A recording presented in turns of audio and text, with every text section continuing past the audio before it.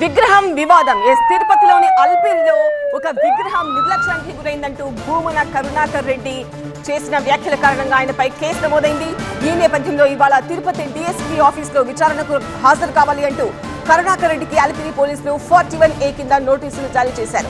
అయితే ఈ నెల 23న విచారణకు వస్తారంటూ బదులిచ్చారు భూమన. విగ్రహం వివాదానికి సంబంధించి భూమన వర్షన్ ఏంటో చూద్దాం. విగ్రహం విషయంలో వివాదం చేయలేదు, తప్పు చేశారు అని మాత్రమే చెప్పాను అంటున్నారు భూమన కరుణాకర్ రెడ్డి. హిందువుల మనోభావాలు దెబ్బతింటున్నాయని ఆవేదన వ్యక్తం చేశానని అంటున్నారు ఆయన.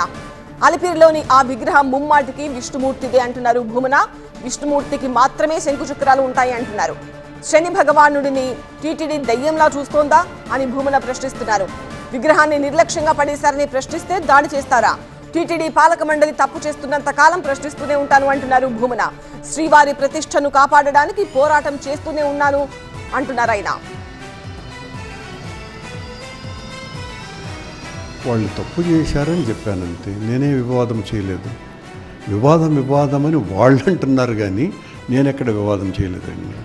నేను హిందువును, నా దేవుణ్ణి ఈ పాలక మండలి ఏమాత్రం కూడా గౌరవించకుండా ఆ రోడ్డు మూల మలమూత్రాదుల మధ్యన పాడవేసింది అన్నటువంటి బాధతో నేను హిందువుల యొక్క మనోభావాలు దెబ్బతింటున్నాయి అన్న ఆవేదనను వ్యక్తపరచడం జరిగింది.